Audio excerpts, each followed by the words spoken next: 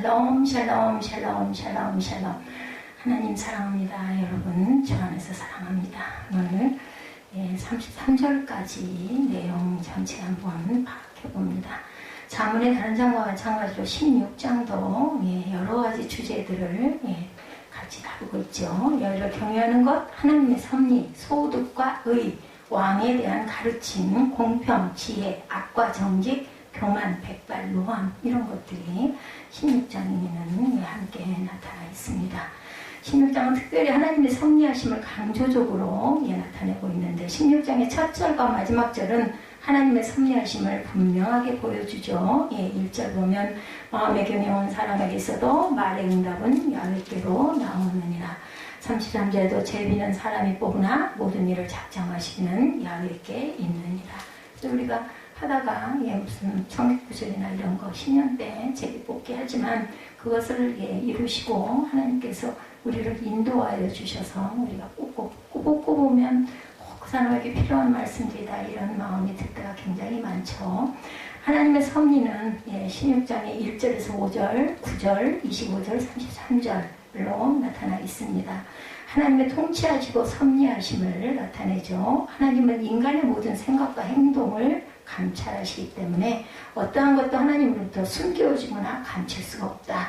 하나님 모든 것을 아시고 그것에 근거하여 공의롭게 의인과 악인을 대우합니다. 특별히 사람의 생각과 같은 하나님의 그것과 너무도 다르기 때문에 생각과 길은 사람이 보기에 옳은 것일지라도 하나님 앞에서는 악하고 잘못된 것일 수가 있어요. 그러니까 제가 요즘 새벽에 욥기를 강의하고 있는데 그 친구들이 틀린 게 아니에요. 말 자체로 보면 틀린 게 아닌데 욥에게 있어서는 옳지가 않은 말. 그리고 저는 오늘 아침에 생각을 했습니다. 그렇게 몸에 종기가 나고 악창이 나고 상상을 할 수가 없어요. 온몸에 구더기가 기어다니고 모든 헌대가 나가지고 흙을 덮어놓은 것처럼 토덕토덕 그렇게 생겨져서 집도 잃어버리고 자녀 10명이 다 죽어버리고 재산도 없고 아내도 도망가버리고 그런 상황에 바닥에 앉아서 기왓장 가지고 온몸을 긁고 있는 친구를 찾아와가지고 잘났답시고 할 소리냐고요. 처음에 일주일 동안은 잘했는데 같이 그죠? 제일 중요한 것은 아픈 사람, 마음이 아픈 사람이든 몸이 아픈 사람이든 갔을 때는 그저 위로해주고 손잡아주고 다독여주고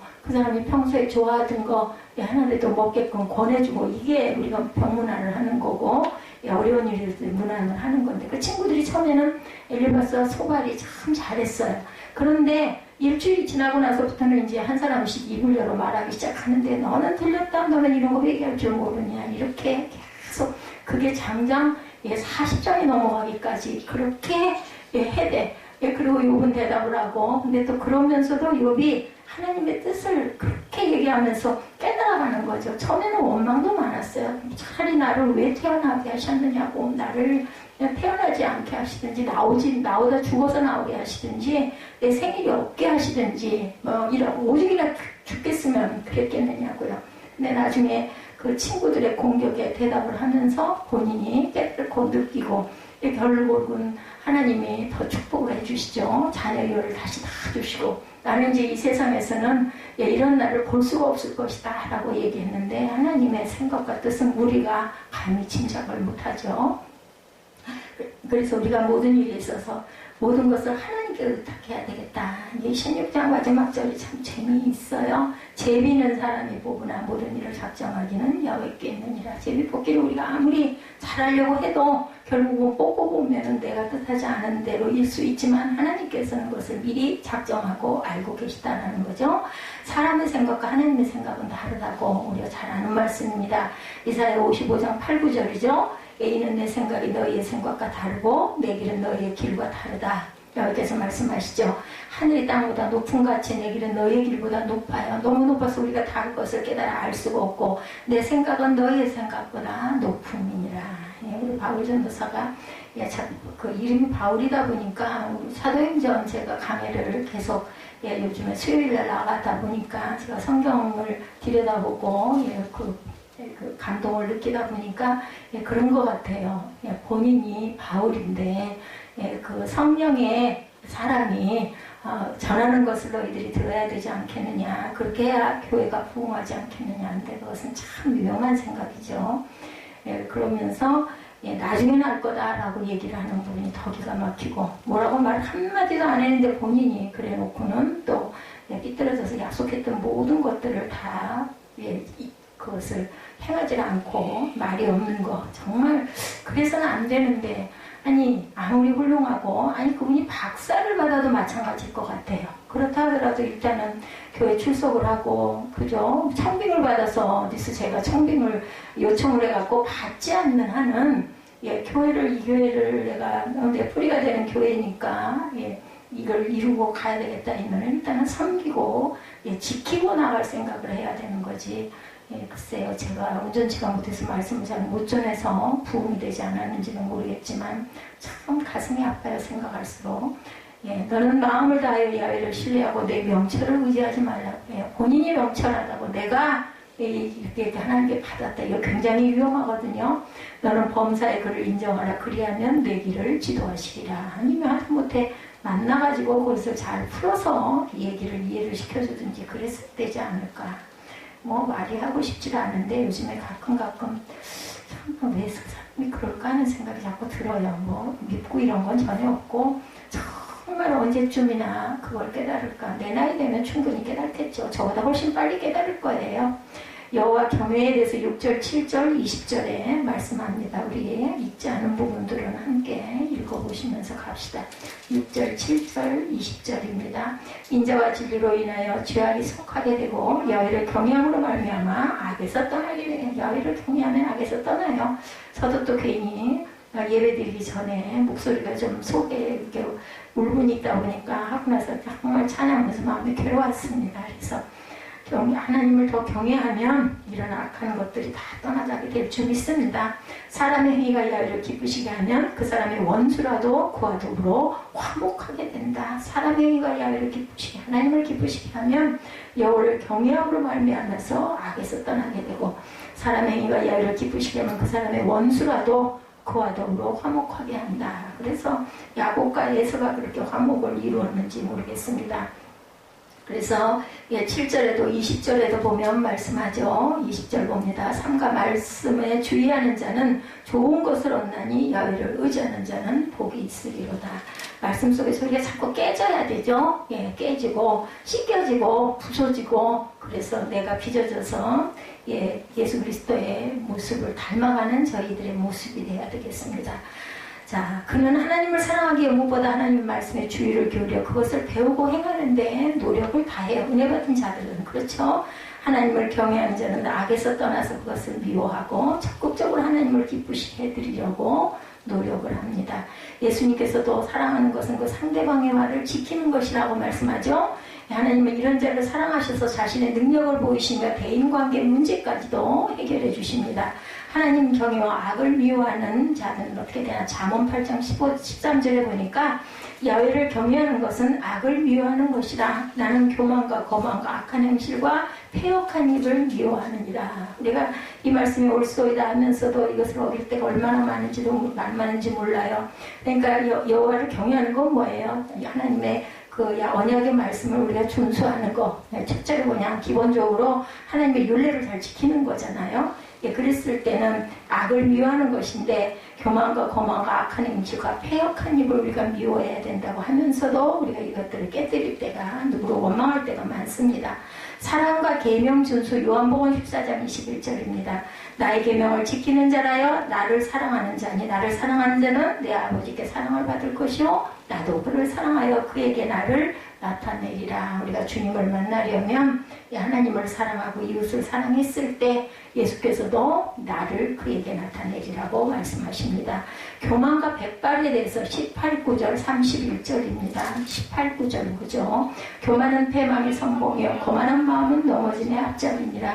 겸손한 자와 함께하여 마음을 낮추는 것이 교만한 자와 함께하여 탈취물을 나누는 것보다 낫다. 겸손한 자와 함께해서 내 마음을 늘 낮출 줄 알아야 되겠죠. 그리고 31절에도 31절 보면 백발은 영화의 면류관이라 공의로운 길에서 얻으리라. 우리가 나이가 많으면 영화의 면류관을 이렇게 써야 됩니다. 근데 나이만 먹고 영화의 면류관을 쓰지 못하는 자격이 없는 많은 사람들이 있죠. 저를 비롯해서 나이는 먹었는데 아직 어른이 되지 못한 그런 어린 아이와 같은 그런 나이 먹은 노인들도 많습니다. 그러나 교만한 자는 패망하고 넘어지게 된다. 하나님은 교만한 것을 싫어하시죠. 하나님은 겸손한 자를 높이시고 겸손히 하나님을 섬기고 사랑하는 자에게 장수의 복을 주신다.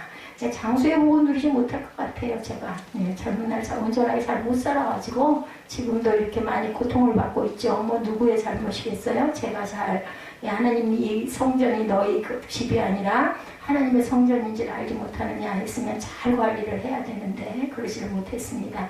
교만을 싫어하세요. 잠언 8장 13절에 야훼를 경외하는 것은 악을 미워하는 것이라. 나는 교만과 거만과 악한 행실과 패역한 입을 미워한다 말씀합니다. 여호와 경외와 장수에 대해서도 잠언 10장 27절에 야훼를 경외하면 장수하느니라. 그러나 악인의 수명은 짧아지느니라. 그러니까 예를 들면 95세 이상 오래오래 자녀들이 잘 돼가지고 잘 모셔주고 잘 섬김을 받는 그러한 지난번에 파주순복음교회 장모님, 우리 권혜음 전도사님 시어머님이죠. 그런 분은 정말 축복을 받은 케이스예요. 그죠? 예수 그 집안이 하나도 안 믿었는데 아들, 딸, 며느리가 다 예수 믿고 교회 가서서 또 교회가 또 이렇게 부흥해가지고 거기에 또 손자, 손녀, 또 며느리도 또 신학을 해서 목사가 되고 그 정도면 참 가게를 잘 세운 거죠. 윗대가 목사의 가정도 아니에요. 그 가정이 일대인데도 이렇게 큰 축복을 이루니까 나이가 많이 드셔서도 아주 건강하게 계시다가 돌아가셨죠. 이 코로나 바이러스 아니었으면 그분 한 1, 2년도 더 사셨을 수도 있어요. 코로나 바이러스 때문에 자녀들을 보질 못해가지고 그렇게 우울해하셨다고 그러더라고요. 그래서 그냥 퇴원해서 댁에 오셔서 6일 동안 아프시다가 조금씩 아프시다가 돌아가셨습니다. 경제생활에 대해서 8절, 11절, 26절에 올바른 경제생활에 대해서 교문하고 있습니다. 우리 8절, 11절 보죠. 적은 소득이 공의를 경하면 많은 소득이 불의를 경하고 것보다 나으니라. 그렇죠. 적은 소득이 공의로 내가 정말 다 필요한 부분을 하나님께서 이렇게 저를 채워주셔서 사용하고 쓸 때 얼마나 감사한지 몰라요. 많은 돈을 갖고 있을 때보다 훨씬 감사하죠. 11절에 공평한 저울과 접시 저울은 여호와의 것이요 주머니 속의 저울추도 다 그가 지으신 것이다. 그러니까 하나님이 주시고 공급을 받아서 우리가 살고 쓴다라고 생각을 하면 그렇게 그냥 안달복달 할 필요가 없어요. 26절 고되게 일하는 자는 시력으로 말미암아 애쓰나니 이는 그의 입이 자기를 독촉합니다. 김종국 집사를 미워하면 안 돼요. 고되게 일하기 때문에 자꾸 식욕이 뭔가를 마음에 억울하고 힘들고 이걸 뭘로 채우려는데 달콤한 내가 좋아하는 맛있는 것으로 채우고 싶어서 그러니까 이는 그의 입이 자기를 독촉하면 입이 나는 내 마음이 그런 게 아니야. 입이 자꾸 뭔가 맛있는 걸 달라고 그래야 내가 위로를 받겠다라고 얘기를 한다는 거죠. 26절 말씀을 잘 새기시기 바랍니다. 그러니까 그냥 어떻게 드시겠어 하고 미리미리 해서 돈이 좀 없더라도 하나님께 아뢰고 그 사람을 채워주도록 자꾸 해줘야 되지 않을까. 근데 거기서 우리가 염려가 되는 건 우리 마음인데 그러면 안 되는데 또 그런 마음이 자꾸 생기죠. 저러다가 임백히고 저러다가 점점 더해지고 저러다가 식습관이 아주 못돼지고 그럴까봐 별로 좋은 게 아닌데 이런 마음이 또 들죠. 저도 마찬가지입니다. 그래서 아들한테 언짢은 소리를 막 하고 나면 또 마음이 안 좋아요. 게으른 자는 그 손을 그릇에 넣고도 입으로 올리기를 괴로워하는데 게으르지는 않네. 그래도 뭔가 먹으려고 좀 귀찮던데 먹으려고 하면 여기서 일어나가지고 저기까지 가서 뭘 또 들여다보고 끄집어내고 난 그것도 예를 들어 빵이 있어도 요즘에 빵이 좀 있잖아요. 빵떡을 보내요. 손녀딸로 인해서 빵떡을 보는데 생각지도 못하던 그거 가지러 가는 것도 싫던데 그냥 아이고 참고 그냥 말지 이렇게 되는데 그것도 굉장히 삶의 의욕이에요. 뭘 먹고자 해서 막 냉장고를 열었다 닫았다 하고 쿵쾅거리고 다니는 것도 나 살아있다.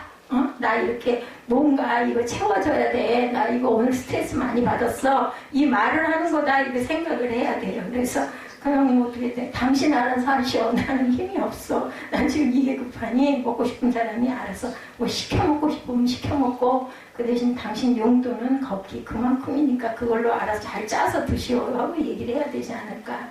왕에 대해서 말씀합니다. 10절 12절에서 15절에 봅니다. 10절에 하나님의 말씀이 왕의 입술에 있은즉 재판할 때 그의 입이 그르치지 아니하리라. 하나님의 말씀이 왕의 입에 있대요. 그러면 하나님의 뜻이 재판장의 뜻이 있겠죠. 그렇기 때문에 재판할 때 우리가 항상 그르치지 않도록 기도해. 지금 더 기도할 때죠. 이제 드디어 5월달이 왔네요. 13일이라고 그러셨죠. 놓고 기도해야 될 줄은 믿습니다. 왕은 항상 하나님의 말씀을 가까이서 그 말씀대로 올바르게 재판해야 되기 때문에 어떤 재판관이 판정을 할지 12절에서 15절 볼까요? 악을 행하는 것은 왕들이 미워할 바니 이는 그 보좌가 공의로 말미암아 굳게 섭니다. 그죠? 공의롭지 못하면 아무리 하나님이 택하셨어도 사울처럼 망하죠. 13절에 의로운 입술은 왕들이 이뻐하는 것이요 정직하게 말하는 자는 그들의 사랑을 입느니라. 왕의 진노는 죽음의 사조들과 같아도 지혜로운 사람은 그것을 쉬게 하느니라. 왕의 희생은 생명을 뜻하나니 그의 은택이 늦은 비를 내리는 구름과 같다. 왕의 얼굴이 좋아야 돼요. 그래서 왕의 그 좋은 희색이라고 얘기하죠. 왕의 희색은 생명을 뜻한다. 그의 은택이 늦은 비를 내리는 구름과 같다. 왕의 얼굴이 좋으면 백성을 잘 다스린다는 뜻이겠죠. 왕은 항상 하나님의 말씀을 가까이 해야 된다. 그렇기 위해서 우리는 기도해줘야 돼요. 그죠? 정치 위정자들, 대표들, 지도자들을 위해서 기도해야 합니다. 또 교회에서는 교회 목사님들 위해서 우리가 기도해야 되죠. 인간의 모습을 보지 마시고 하나님이 세우셨으니까 온전케 되게 해달라고 우리가 기도해야 합니다. 항상. 그는 악을 미워하고 공의 위에 나라를 세워야 하며 공의롭고 정직하게 말하는 사람들을 사랑하고 가까이 해야 한다. 왕은 마치 하나님과 같아서 그의 진노와 희생에 따라 살육과 생명이 가름된다. 살리기도 하고 죽이기도 하는 권세를 하나님이 주셨죠. 이처럼 왕의 도리와 이치를 잘 알았고 그것을 가르쳤던 솔로몬은 그의 말년에 자신의 가르침에서 점점 멀어져서 결국은 망하게 되죠. 하나님이 지혜로운 그 아버지도 엄청나게 봤어요. 그래서 솔로몬 때의 나라가 그죠? 변동감이 나질 않아요. 그래도 하나님의 지혜로 재판하고 다스렸던 솔로몬도 그것을 끝까지 간직하지를 못했어요. 이것은 특히 지도자의 위치가 얼마나 중요한지 어려운지를 잘 보여줍니다. 다 너무 엎드려질 수밖에 없는 그런 세상에서 살고 있다는 거죠. 하나님의 말씀 우리가 가까이 해야 합니다. 신명기 17장 19절입니다. 평생에 자기 옆에 두고 읽어 그 하나님 여호와 경외하기를 배우며 이 율법의 모든 말과 규례를 지켜 행할 것이라. 꼭 끝에 행하다라는 말이 딱 붙습니다. 우리 그것을 규례를 안다 해도 줄줄이 읽는다 해도 행함이 없으면 안 되겠죠. 솔로몬이 지혜로운 재판을 하죠. 열왕기상 3장 28절에 온 이스라엘이 왕의 심리하여 판결함을 듣고 왕을 두려워하였으니 이는 하나님의 지혜가 그의 속에서 판결함을 보니라. 이것이 아마 그 아기를 둘로 나눠서 엄마들에게 주어라 했던 그 판결에 누가 그걸 그렇게 하겠어요? 친엄마는 절대로 펄펄 뛰죠. 그 여인을 다 주라 그러고.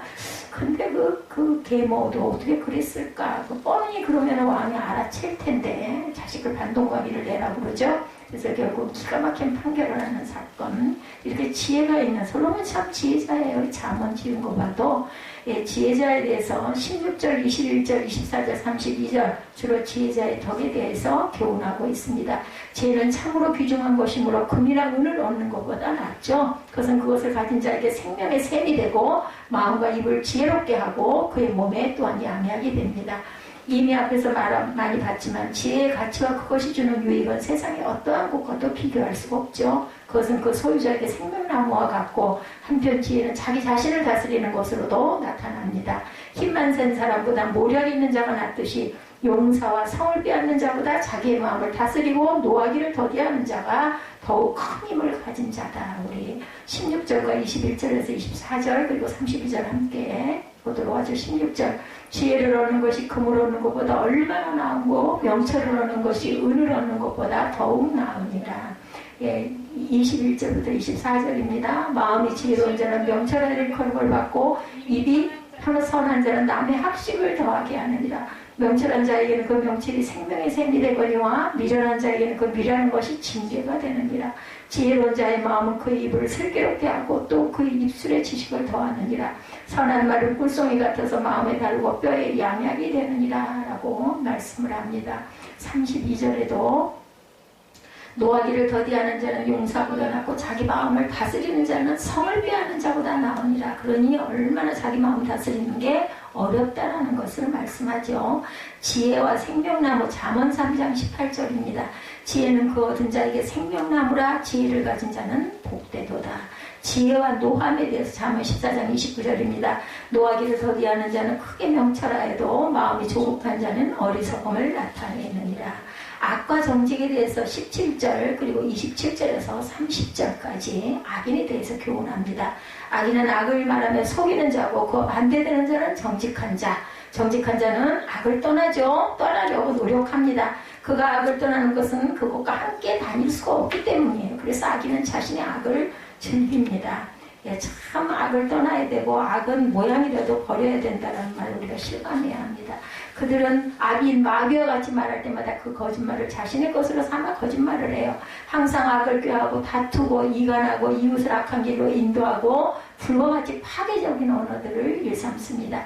그러나 이들의 악행은 결국 멸망과 패망으로 누구에게? 자기에게 스스로를 인도합니다. 그들의 불과 같은 혀는 그들의 인생을 불살라버릴 것이며 스스로를 미혹하게 하여서 구덩이에 빠지는 결과를 가져오게 한다. 17절 그리고 27절에서 30절입니다. 악을 떠나는 것은 정직한 사람의 대로이니 자기의 길을 지키는 자는 자기의 영혼을 보전하느니라. 27절에서 30절입니다. 불량한 자는 악을 꾀하나니 그 입술에는 매일 맹렬한 불같은 것이 있느니라. 패역한 자는 다툼을 일으키고 말쟁이는 선한 것을 이간하느니라. 강포한 사람은 그 이웃을 깨워 좋지 않은 일로 인도하느니라. 눈짓을 하는 자는 패역한 일을 도모하며 입술을 닫는 자는 악한 일을 이루느니라 라고 말씀을 하고 있습니다. 그래서 인생을 불사른다고 야고보서 3장 6절에 야고보 사도가 혀는 곧 불이요 불의의 세계라. 혀는 우리 지체 중에서 온몸을 더럽히고 삶의 수레바퀴를 불사르나니 그 사르는 것이 지옥불에서 난다. 지옥에서 이렇게 불사르는 것들이 올라온다라고 말합니다. 그래서 우리가 혀를 참 조심해야 됩니다. 하나님은 인생의 모든 것을 그분의 손으로 움직이십니다. 그러나 각 사람의 선과 악에 관계없이 섭리하시지는 않습니다. 선과 악의 관계가 있는 거죠. 각자의 주어진 매일의 삶에서 선과 악을 선택해야 하고 그들 각자의 선택한 결과도 받아야 되겠다. 오늘 잠언 16장 26절을 절대로 잊지 마시기 바랍니다. 고되게 일하는 자는 식욕으로 말미암아 애쓰나니 이는 그의 위자기를 독촉하니라. 이것도 생의 욕구라고 우리가 생각을 해줘야 되겠죠. 그리고 조금 좀 그 부분이 좀 어른스러워지기를 우리가 기도하십시다. 어느 교회에 어항관리를 잘하는 목사님이 계셨대요. 그분은 열대 그 수족관 이런 것들을 아주 공부를 하셔서 잘하는 목사님이었다고 합니다. 참 이쁘죠. 그 수족관 보면. 저희 집에는 그 물고기 어항을 잘 갈아가지고 창문가에다가 밝게 놔주고 했는데 또 새끼도 한 마리 낳았더라고요. 나머지는 다 어디로 갔는지 모르겠는데 근데 또 한 마리씩 없어져가지고 이제 2마리만 남았어요. 새끼 한 마리하고 큰 그 열대어 한 마리가 남아있어서 이걸 좀 사다 넣어주든지 해야 되겠다. 창가에다 갖다 놓으니까 참 행복할 것 같은데 거기서 죽었어요. 이게 물어 뜯어서 죽였는지 어떻게 죽었는지 모르는데 죽었더라고요. 교회 교역자들이 막 이 어항가에 사람들이 그렇게 많이 모이고 하는 걸 보면 이 목사님은 항상 흐뭇했다고 그래요. 어린이뿐만 아니라 어른 성도들도 그것을 그렇게 열심히 오며 가며 들여다보셨다고 그러죠. 그것을 지나칠 때마다 이 목사님은 어깨가 으쓱 그래서 어항 속을 들여다보면서 이분도 저와 똑같아. 하나님께서 어쩜 이렇게 더 아름다운 색색 이쁘잖아요. 열대어들 형형색색의 물고기들 창조하셨을까 늘 감탄을 하셨다고 합니다. 그 수족관은 처음 설치 때부터 그 유지하는 거 참 힘들어요. 예전에는 이거 하러 다니시는 분들이 계셨어요. 집집마다. 저희 집도 그분이 오셔갖고 늘 갈아주시고 그랬는데 모든 것이 이 목사님이 주도하에 사람들이 그걸 어항을 관리를 하시기도 했다고 합니다. 그 어항 속에는 물고기들의 모를 생사하고 이 목사님은 한편으로는 그 부분이 이렇게 뿌듯했다고 그래요. 이게 목사님에게 달려있다라고 사람들이 생각하겠지만 사실은 아니죠. 하나님이 그 물고기도 만드셨어요. 근데 수질 조심해야 되고 온도 조심해야 되고 밥도 잘 줘야 되고 그뿐만 아니라 또 새로 들어온 물고기들이 지나치게 괴롭혀서 꼬리가 잘려갖고도 돌아다니는 물고기들도 있어요. 그전에 열대어 보면 물어뜯어. 그런 물어뜯는 물고기도 있고 아주 거친 물고기. 그러니까 항상 그 어항 속에서도 평화 관계를 유지해서 살아남습니다.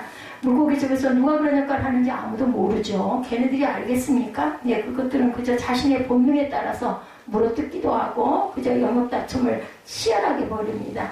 한참 더 높은 곳에서 자기네 머릿속까지 꿰뚫어 보고 있는 생존을 필요한 모든 것을 사랑으로 베풀어주는 사람이 있다는 사실 그 물고기들이 알겠느냐는 거죠. 거기서도 그런 부분을 저도 그 물고기들 기르면서 가면 꼭 밥을 주죠. 이틀에 한 번씩 얘네들이 밥을 먹어요. 그래서 잘 있는지 염려가 되고 그리고 깜깜하면 불 잠깐 켜놓고 오고 또 그것도 또 전기세 나가는데 할 수도 있겠지만 저는 그냥 갈 때마다 그게 너무 깜깜해서 구석에다 놔두고부터는 그게 안타까워서 이제는 안 하죠. 창문가로 옮겨놨기 때문에. 물고기란 존재 자체가 사람과는 비교할 수 없을 정도로 열등합니다. 그와 똑같은 일이 사람과 하나님 사이에도 일어나는 게 아닌가 저는 이런 생각을 해왔습니다. 타락한 이후에 사람은 스스로 하나님을 알지도 못하고 알려고 할 능력도 없는 존재로 떨어졌기 때문에 자기의 생존 본능과 육체적 욕구에만 사로잡혀 살고 있는 믿지 않는 자들 당연히 이렇잖아요. 예, 이게 우리가 하나님의 은혜야 이런 일이 있었어 그럼 뭐라 그래요? 아유 그럴래니까 그렇지 그거 다 그런 데다 갖다 들이붙이면 아닌 게 어디서 이런 얘기들 하죠. 예, 혼이 나봐야 정신을 차립니다. 자신의 힘으로 할 수 없는 일이 참 많다는 걸 왜 생각을 못할까 싶어요. 실제로 단 한 명도 예외 없이 모든 사람의 인생은 하나님의 주권에 달려 있어요. 누가 알았겠어요, 그죠? 예, 여러분들의 삶이 지금 내가 이 모습이 내 이때의 모습일 줄 누구는 짐작이나 했겠느냐는 거죠. 오늘 본문이 바로 그 사실을 가리켜 인생의 생사화복을 위시하여 내세의 영생에 이르기까지 모든 것이 누구에게로? 야훼께로서 나느니라 증거하고 있습니다. 예, 야훼께로서 나옵니다. 실제로 오직 하나님께서 그 모든 것을 100% 주장하고 계시는 것, 구체적으로 어떻게 이루어지고 있는지 우리 함께 말씀 통해서 상고해 봅니다. 사람이 자기 의지와 양심으로 판단을 내려도 그 결과는 오직 하나님의 주권적인 뜻과 계획에 달려 있다라는 것. 1절부터 4절 말씀에 마음의 경영은 사람에게 있어도 말의 응답은 야훼께로부터서 나느니라. 사람의 행위가 자기 보기에는 모두 깨끗하여도 여호와는 심령을 감찰하시느니라. 너의 행사를 야훼께 맡기라. 그리하면 너의 경영한 것이 이루리라. 하나님께 맡기면 여호와께서 온갖 것을 그 시험에 적당하게 지으셨나니 악인도 악한 날에 적당하게 하셨느니라 기록합니다. 마음의 경영은 사람에게 있어도 라고 했는데 이 말은 어떤 일을 희망하고 계획을 세우는 것은 아무도 막지 못할 본인의 자유처럼 보여요. 그죠? 계획도 해요. 안 할 수는 없습니다. 모든 사람에게도 자기 인생을 자기 마음으로 판단하고 계획하고 추진하고 선택할 자유의지라는 건 하나님께서 주셨습니다. 그런 까닭에 사람은 태어날 때부터 자유로운 존재로 태어났어요. 예, 그건 실제로 굉장히 귀하고 인권선언, 인권, 하나님이 주신 우리의 권리, 사람의 권리입니다. 성공하든지 실패하든지 간에 내 인생 내 마음대로 살겠다는 누가 안 속해. 그죠? 내 인생은 이전에 그런 노래 있지 않았어요? 내 인생이 나의 것, 그죠? 아무도 뭐라고 대꾸할 사람이 없어 보이는 논리. 예, 그렇죠. 옳든지 그러든지 내가 책임지면 되지. 책임 있는 행동을 해라. 이런 말도 많이 합니다. 그러니 아무도 내 판단과 행동에 대해서 상관하지 마. 내가 알아서 할 거니까 굉장히 교만한 이야기죠. 그런 생각이 나네요. 내 자식 내가 알아서 할 건데 무슨 잔소리가 많아.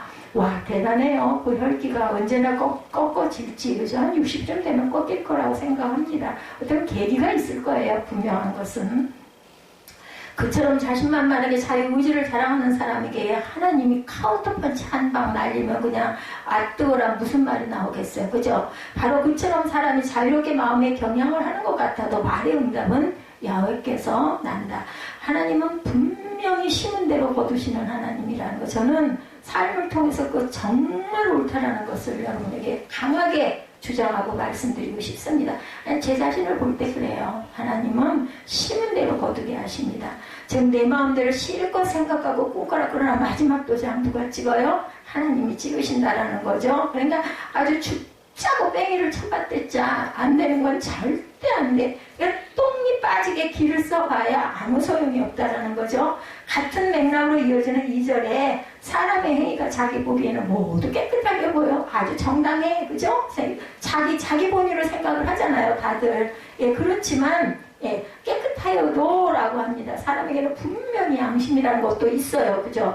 각자 자기 나름대로 선과 악을 구별합니다. 그 중에서도 악을 따라가고 싶은 욕망을 억제하고 선을 추구하는 양심을 발휘하기도 해요. 그럼 그래도 그러면 안 되지. 완전 타락에 빠져있는 인간에게 어떻게 이런 양심이라는 것이 남아있고 작동될 수 있는가 하는 질문을 던지는 사람도 있겠지만, 바로 하나님의 일반 은총, 우리 마음 안에는 타고나면서부터 그 양심이라는 게 있습니다. 알아요. 그래서 많이 배운 사람이나 못 배운 사람이라면 악한 것, 선한 것은 우리 인간적으로 생각할 때 다 압니다. 하나님이 그 해를 악인과 선인에게 비추게 하시죠. 일반 은총. 비를 의로운 자와 불의한 자에게 내리우십니다. 마태복음 5장 45절 말씀이에요. 하나님께서 성도든지 불신자든지 공평하게 내려주는 은총, 그 중에 하나가 양심. 제가 아까 말씀드린 대로 양심이라는 것이 양심 주머니를 다 주셨어요. 그런 까닭에 불신자들 중에도 소위 법 없이도 살 사람, 종교를 믿지 않아도 착하게 사는 저 사람은 예수 안 믿어도 예수 믿는 사람보다 더 착해, 이런 얘기 많이 하죠.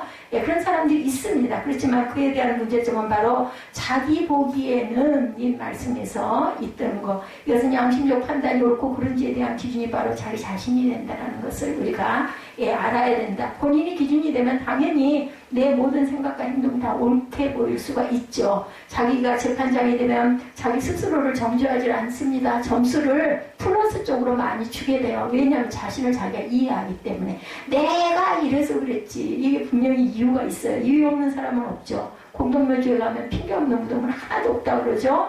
분명히 범법행위가 있다 하더라도 최종 결론을 내릴 사람이 자기 자신이 되면 무슨 변명을 배워서라도, 선악과 사건이 바로 그런 거잖아요. 죄가 먹으라고 그랬어요. 그리고 또 하나님이 주신 저 여자가, 그 여자는 뭐라고 그래요? 저 뱀이 먹으라고 그래서 먹었습니다. 이렇게. 그래서 결국 쫓겨나죠. 그냥 회개를 했더라면, 잘못했습니다 했더라면 안 쫓겨날 수도 있었을 텐데, 그죠? 소위 인간의 양심을 최고로 내세우는 자들이 바로 그런 잘못을 저지르는 자들이다. 그런 까닭에 양심 선언이라는 건 역시 하나님 앞에서는 무용지물이죠. 그리고 마음속을 이렇게 거울로 딱 들여다보면 본인도 알아요. 내가 말을 해놓고도 사실 무엇을 살짝 내쪽으로 감쌌던 그것을 누구는 하나님은 알아요. 야훼는 심령을 감찰하시는 분이라 말씀하시잖아요. 이것을 사람들이 자신의 양심으로 깨달을 수 없는 것들까지도 하나님은 보고 알고 계신다라는 겁니다.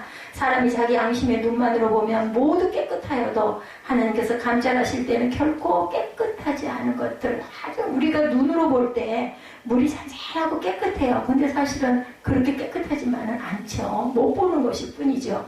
대표적인 것이 곧 하나님 살아계심을 부인하는 교만, 십자가 대속과 구원을 믿지 않는 불신앙이라는 것. 이런 것은 인간의 양심 가지고는 아무리 판단해봐도 알 수가 없어. 그게 뭐가 잘못됐어? 어떻게 믿어? 그죠? 2000몇백 년 전에 있었던 그 사건을 누가 예수 그리스도라고 믿겠느냐는 거예요.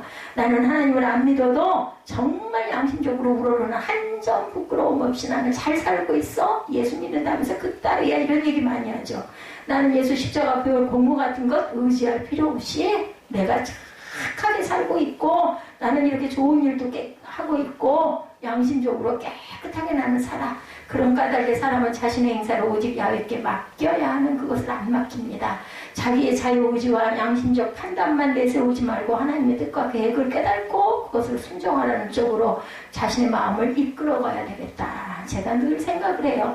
참 몸이 정말 올곧게 열심히 운동하고 다듬어져서 30대 무슨 나이살 이런 게 없었는데, 이제 무슨 옷을, 오늘 제가 날이 너무 더워가지고 이거를 입어봐도 옷이 몇 개나 있나, 어디 집에 어디가 박혀 있는지 여기 있는지, 제가 늘 편하게 입던 것들은 그래도 빼놓는다고 빼놨어요. 작년에 너무 고생을 많이 했기 때문에 옷 찾느라고 고생을 많이 해서. 그랬는데도 불구하고 어떻게 입어도 안 돼. 멀쩡한 옷도 입으면 걸치면 모양새가 영 이상하고 아니고, 안 그러면 따갑고 피부가 너무 민감해져가지고 뭘 입을 수가 없더라고요. 딱 끼는 걸 입으면은 몸이 띠끈거리고 가렵고 답답하고 벗어서 오늘 반팔을 다 입었어요. 반팔을 입고 있으니까 사람 살겠더라고요. 커다란 반팔 티셔츠를 입고 있으니까. 근데 또 조금 있으니까 옷을 추워. 요즘에 온도가 이래요. 그래서 제가 이제는 더운 계절로 왔구나. 선풍기를 얼른 틀 때가 됐구나 이런 생각을 했습니다. 그런 이 몸이 뭐 아무거나 입어도 이뻤던 몸이 그게 단 10년을 못 가고 누가 알았겠느냐.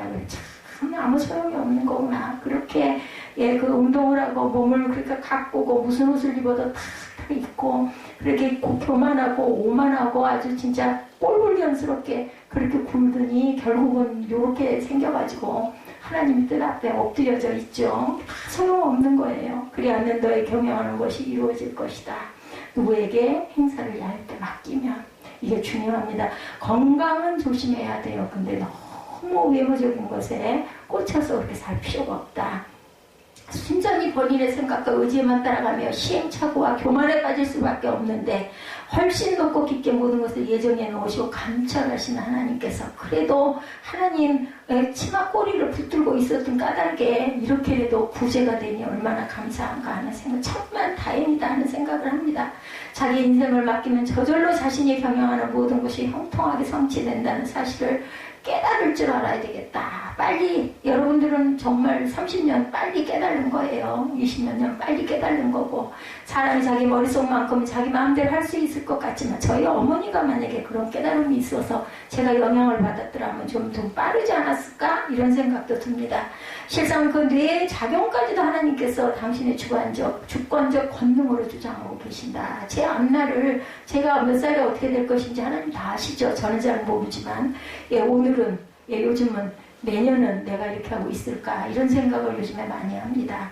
다음 달은 내가 과연 이렇게 서 있을까, 뭐 수영장에 수영은 갈 수는 있을까 이런 생각도 듭니다. 알 수가 없는 거예요. 그 내가 내리는 모든 판단을 통해서 당신의 뜻과 계획을 성취해 나가신다는 사실은 참으로 두렵고 경이로운 일입니다. 하나님께서 우리를 예, 다 알고 보고 붙들고 계신다라는 거, 그것이야말로 살아계신 진짜 하나님, 모든 주권을 한 손에 쥐고 계시는 절대자, 실제 행하시는 행사자 하나님이시라는 거, 아까 그 어항을 관리하고 계신 목사님 얘기했죠. 그런 것처럼 그 물고기가 알겠느냐고요. 하나님과의 우리의 관계에서 우리 눈에 보이냐고. 하나님이 붙잡고 나의 행사를 다 알고 경영하고 계신다는 거 모르죠. 그죠? 어떻게 하실지를 알지 못합니다. 애굽의 바로가 순전히 자기 의지대로 판단한 것 같지만 하나님께서는 그의 마음이 더 강팍해지도록 했다. 이런 얘기 있죠? 10가지 재앙 때. 그래서 계속해서 약속을 어깁니다. 결국은 마지막 장자를 치시는 거기에서 손을 들고 말죠. 예, 가사제국의 고레스도 자신의 선한 양심을 따라 유대 백성을 해방시켜주기로 결정한 것 같았지만 사실은 하나님께서 해방 칙령을 내리도록 그의 생각과 판단을 전적으로 이끌어 가셨습니다. 그야말로 악인도 악한 날에 적당하게 사용하는 것이 하나님의 방법. 테니스 경기를 보면 오버룰이라는 것이 있죠. 프로 테니스 경기에서 공의 인아웃 여부에 대하여 1차적인 판정을 내리는 사람을 선심이라고 합니다. 그렇지만 코트의 중앙에 높이 앉아있는 주심이 최종 판결의 권한을 가지고 있어요. 선심이 아무리 길을 들어도 예, 주심이 볼 때 아니다 이면은 그거는 그냥 그죠? 예, 점수가 안 됩니다. 그래서 선심의 판정이 옳다고 인정되면 그대로 경기를 진행하지만 주심의 판단에 선심이 잘못 보았다고 되면 오버룰을 선언하면서 판정을 번복시키는 예, 그 최종 판결, 그것은 주심에게 있다는 거. 각 사람의 머릿속에서 돌아가는 생각이나 판단에 대해서 마지막 도장을 찍으시는 분은 오직 야훼의 하나님이시라는 것. 모든 사람의 전 인생은 100% 하나님 손바닥 안에 있다라고 생각을 하면 맞습니다. 그런 까닭에 성경 말씀과 기도를 통해서 하나님의 뜻이 무엇인지를 깨닫고 순종하는 것만이 확실한 인생 성공의 비결이고 만사 형통의 보장인 것. 하나님 말씀을 가까이 해야 합니다. 교회를 못 나온다 하더라도 출퇴근 시간에라도 교통방송을 통해서라도 하나님 말씀을 묵상하는 습관을 가져야 되겠죠. 아무리 인간이 자유의지를 가지고 마음대로 생각을 하고 자신의 양심을 내세우면서 하나님 앞에조차 부끄러울 것이 없다고 다 나는 당당해야 한다 하더라도 그 모든 판정에 대한 최종적 판결은 하나님의 눈앞에, 하나님의 절대주권자 하나님의 손앞에 있다는 것, 손바닥 가운데 우리가 올려놓여 있습니다. 자신의 행사를 전부 다 야훼의 뜻과 그에게 맡김으로 소원하는 모든 경영이 이루어지는 축복, 그 축복을 누리시기 바랍니다.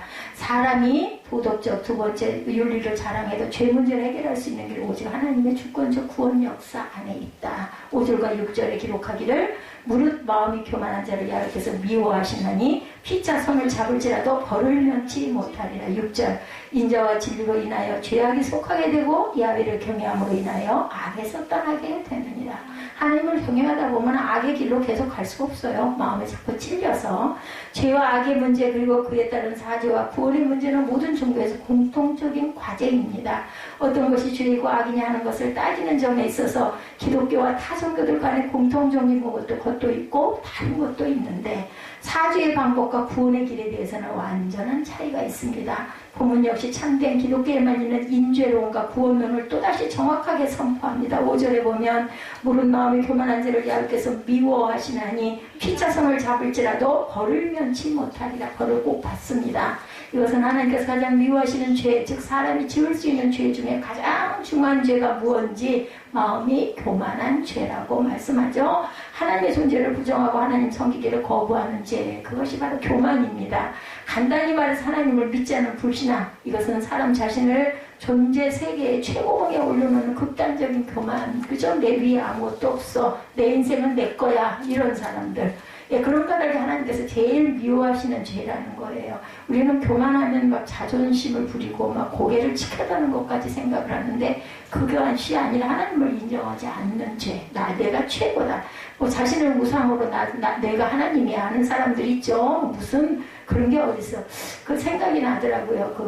그 K-팝에 나오셨던 그 심사위원 그분. 신도 몰라요 하시는데 참 마음이 아프더라고요. 제가 한번 어쩌려고 저러나. 아니 그 전에 K-팝 강간 이거 재밌게 잘 볼 때요.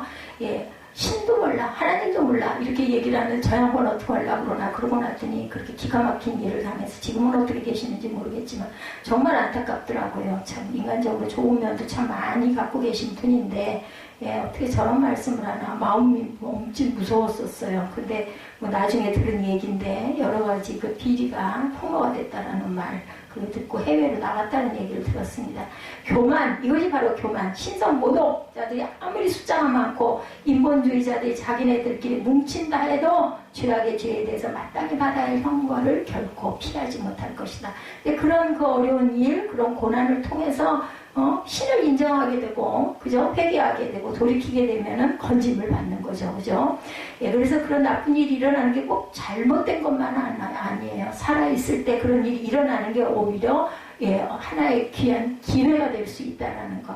예수 그리스도를 통해 하나님을 믿도록 인도하는 성령을 거역하는 죄, 결코 사함을 얻지 못하고 반드시 지옥 영벌에 떨어지고 말 최악의 중죄라는 것을 우리가 알아야 됩니다. 그렇다면 그런 무서운 죄악과 형벌에 빠지지 않을 수 있는 길, 6절이죠. 인자와 진리로 인하여 죄악이 속하게 되고, 예, 사람이 죄를 용서받기 위하여 그 무엇인가 대가를 치러야 한다는 점 우리 다 알아요. 잘못하면 예, 그 법치국가에서는 그죠? 그 벌을 받죠. 그래서 형을 살고 나오기도 합니다. 이런 것처럼 대가를 치러야 합니다. 본문에서 그 대속의 대가가 인자와 진리라고 말씀합니다. 문제는 이것이 누구의 인자와 진리인가? 이것이 사람 쪽의 인자와 진리라고 주장하는 것이 바로 인본주의적 종교입니다. 즉 죄를 지은 본인이 다른 사람에게 인자, 즉 무슨 선행을 베풀어 줌으로써 저 불교에서 많이 그러죠. 많은 덕을 쌓으면 죄가 사해진다. 이런 거. 대가를 치르고 나면 죄가 용서받게 된다는 주장이죠. 그런 식으로 해석하자면 인자 쪽은 그래도 말이라도 되는데 진리 쪽은 해석이 되질 않습니다. 사람 쪽의 진리가 어떻게 자기 죄를 갚아줄 수가 있겠느냐는 거죠. 이 말이 사람이 어떤 진리를 깨닫거나 도를 통하게 되면 그 공로로 죄가 사해진다는 뜻일 수는 없죠. 예, 그렇다면 무식한 사람은 결코 죄 용서받을 길이 없고 똑똑한 사람이라야 구원을 얻을 수 있다는 말이 되니 말이 안 돼. 논리가 성립이 안 됩니다. 그럼 우리는 이 말씀을 하나님의 쪽의 인자와 진리에 의해서 사람의 죄악이 속하게 된다라는 것을 우리가 깨달아 알아야 되겠다. 즉 죄인에 대한 하나님의 무조건적인 사랑이 바로 우리에게 구원의 길이 열리는 그러한 그 열쇠가 됩니다. 예수 그리스도를 구세주로 믿는 복음의 진리를 통해서만 그 대속의 은총을 누릴 수 있다는 거죠. 사람의 죄 문제를 해결해 줄 수 있는 길은 사람 자신의 도덕이나 윤리에 달려있는 것이 아니라 하나님께서 주시는 인자와 하나님께서 선포해 주시는 진리, 그래서 제가 그 찬양 참 즐겨하죠. 예, 주의 인자는 끝이 없고, 이 찬양이 바로 어느 날 새벽 예배에서 시편을 통해서 깨달았어요. 인자하심이라는 게 그냥 그 우리에게 이렇게 따뜻하게 베푸시는 그건 줄 알았는데, 하나님의 인애는 끊임없는 사랑이라는 거. 일단 그렇게 구원을 얻게 되면 6절 하반절에 나오는 현상이 뒤따라온다. 야훼를 경외함으로 인하여 악에서 떠나는 삶을 살게 됩니다. 세상 종교에서는 사람이 먼저 스스로 악에서 완전히 떠나고 오직 선을 행하고 인자를 베풀어야만 공로로 용서함을 받고 구원을 얻게 된다고 주장하는데, 그렇지가 않죠. 하나님의 인자와 그리스도의 복음을 통하여 용서와 구원을 먼저 받고 나면 놀라운 은혜에 감격해서 하나님을 경외하는 신적 인격자가 되므로 자연히 악에서 떠나는 삶을, 은혜 받고 나면 악에서 떠나죠. 다시 말해서 사람이 스스로 구원을 얻기 위하여 악에서 떠나려 하는 노력보다는 무조건 용서받고 구원 얻은 은혜에 감격하는 마음과 하나님의 살아계심을 믿는 경외의 신앙이 사람을 훨씬 더 강력하고 더 근본적으로 변화시키고 악에서 결국은 떠나게 만들어 주신다는 거죠. 예, 기독교를 제외한 다른 종교에서는 죄를 논할 때 오직 윤리적 도덕적인 죄만을 따지지만, 사람이 다른 사람에게 잘못 행위만을 가지고 죄를 정의하고 책망하는 거지만, 그런 죄는 구태여 종교를 가지지 않더라도 인간으로서 도덕적 윤리적인 충분히 다룰 수 있는 문제가 됩니다. 그런 까닭에 그런 종교는 결국 신과 아무 실제적인 관계가 없어요. 그냥 세상에서의 죄 짓는 거, 그죠? 그래서 형무소 가면 그런 얘기 많이 한대요. 다들 그 안에서 그 얘기 한대죠. 공식적으로 보여지는 죄인들이지만 밖에는 우리보다 더 흉한 죄인들이 수두룩하다. 다들 너희들 깨끗할 놈 있나 나와보라 그래, 이런 얘기 한다고 그러죠. 인본주의적인 종교로 끝날 수밖에 없는 거 법입니다. 우리 개혁주의 그 기독교 신자들도 윤리적인 죄 역시 죄인 것을 인정하긴 하지만, 그보다는 유일신 하나님을 믿지 않는 교만한 마음이 죄 중에서 가장, 이건 해결이 안 되는 죄입니다. 예, 반드시 벌을 면치 못할 죄라고 성경이 가르치는 그래요. 우리는 보고 가죠. 오직 예수를 믿는 것만이 구원의 유일한 길이라고 외치는 참된 전도자들을 종교다원주의로부터 자기 혼자만 옳다고 주장하면서 종교 간의 화해무들을 역행하는 독선주의자라는 비난을 한몸에 받고 있지만, 그처럼 마음이 교만한 자들이 아무리 피차손을 잡을지라도 어떻게 벌을 면하지 못한다라는 거죠. 천하 인간에게 예수 외에는 구원 얻을 만한 다른 이름을 주신 일이 결코 없다라고 말하죠. 예, 최고의 인자인 것, 그것이 하나님의 세상 사랑하사 이처럼 독생자를 주신 그 사랑. 예, 천하 인간에게 예수 외에는 구원 얻을 만한 다른 이름을 주신 일이 결코 없다는 사실은 영원토록 불변한 진리임을 우리가 믿고 가야 됩니다. 이것이야말로 성경이 명백히 가르치는 교리고, 따라서 우리 개혁주의 기독교 신자들이 반드시 믿고 따라야 할 인죄론과 구원론의 올바른 정석이다. 사람은 자신의 도덕적 윤리적 선행을 통해서가 아니라 오직 하나님의 인자하심과 인애하심이죠. 그것으로만 죄사함을 얻고 그리스도께서 십자가 대속을 통해 선포해 주신 복음의 진리를 믿음으로써만 구원 얻을 수 있다는 사실을 우리의 신앙 고백이 되게 하는 저와 여러분이 되셔야 합니다. 어린아기의 생명이 본인에게 달려있겠습니까? 아니면 부모에게 달려있겠습니까? 100% 그죠? 그 어린아이들은 부모님에게 속해 있어요. 미성년자들, 영유아 특히. 아기의 앞날은 아기 자신의 생각과 판단에 따라 결정되지를 못해요. 유아기 때는. 이기란 아직 무슨 이성적 양심적 사고 자체를 할 수가 없고 그저 동물적인 아기는 본능만 있기 때문에, 그처럼 취약하고 무능력한 아기의 장래는 부모가 그 아이에 대하여 품고 있는 뜻과 계획에 달려있죠. 아기의 생존 문제도 마찬가지입니다. 물론 아기는 다 순진하기 짝이 없는 것은 사실이지만 착함이라는 것이 아기의 생명을 유지시켜주는 일이 절대로 아니죠. 부모 쪽에서 자신의 아기를 사랑하는 마음, 본인의 생명보다 자기 어린 아들, 딸을 훨씬 소중히 여기고 지극정성으로 돌보는 손길 때문에 아기는 위험으로부터 보호를 받고 건강하게 성장하죠. 그것이 아기에게 있어서 불행이 될 수가 없고, 그것이 자유스럽지 못하고 부모에게 속박된 비참한 인생이라고 말할 사람은 아무도 없다라는 거. 우리도 마찬가지인 거죠. 하나님 앞에는 아기에 불과합니다. 하나님의 뜻과 계획 따위는 자기 개인의 자유의지를 해방하고 방해하고 자신의 양심적 판단과 행동을 무시하는 것이라고 주장하고, 신으로부터 인간이 완전한 독립을 외치는 그러한 잘못된 자유신앙인들, 굉장히 조심해야 될 신앙인들이다. 하나님의 인자하심에 감사하고 하나님의 진리를 믿고 의지하기는커녕 순전히 윤리와 도덕만 있으면 신 따위는 없어도 얼마든지 인간의 존엄을 스스로 지킬 수 있다고 자신만만한 이런 자들, 부모 없이도 자기 혼자의 판단과 능력으로 아기가 잘 성장할 수 있다는 거와 똑같다라는 거죠. 억측이죠. 참된 성도들, 그런 신성 모독자들이 지극히 무지와 교만에 절대 빠져들면 안 되는 거죠. 우리 인생 전체는 전적으로 하나님의 선한 뜻과 완벽한 계획에 달려있다는 것, 이것을 깨닫고 믿어야 실로 죄악에 포로된 죄의 종에서 우리가 그리스도 안에서 진정한 자유의 행복자가 될 수 있다는 거죠. 인간이 그렇게도 내세우고 자랑하는 자유의지와 양심, 도덕과 윤리란 하나님의 절대 주권 앞에서는 도저히 상대도 될 수가 없다. 오직 하나님의 전지하신 뜻과 계획을 따라 자신을 경영하는 것이 이루어지는 복을 받고 하나님의 인자하심과 진리를 통해 영원 구원의 은혜까지 반드시 누리는 저와 여러분이 되시기를 주님의 이름으로 축복합니다. 오늘 그 새벽 예배에서 제가 깨달은 부분이 있어서 잠깐 전합니다. 우리가 하나님을 만나는 거, 만난다고 그러죠? 기도에서 만난다고 하는데, 무엇보다도 하나님을 만나기 전에 우리는 먼저 찾을 줄 알아야 되겠다. 이죠? 내가 만일 하나님을 찾으며 라고 오늘 말씀에서 욥기에서 말씀하고 있어요. 하나님을 찾으면, 하나님을 찾는 일에 대해서 많은 기록이 있습니다. 하나님을 경외한다, 하나님을 섬긴다는 말이 바로 하나님을 찾는다는 말입니다. 시편 42편 5절에 내 영혼아 내가 어찌하여 낙심하며 어찌하여 내 속에서 불안해하는가. 너는 하나님께 소망을 두라. 그가 나타나 도우심으로 말미암아 내가 여전히 찬송하리로다. 찾는 마음이죠. 시편 123편 2절에 상전의 손을 바라보는 종들의 눈같이, 여주인의 손을 바라보는 여종의 눈같이 우리의 눈이 야훼 우리 하나님을 바라보며 우리에게 은혜 베풀어 주시기를 기다리나이다.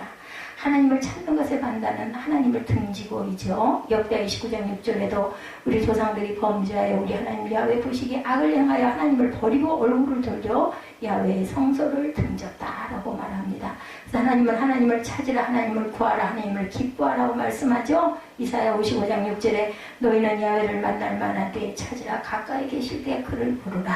또 야훼를 기뻐하라, 그가 내 마음의 소원을 내게 이루어 주시리라.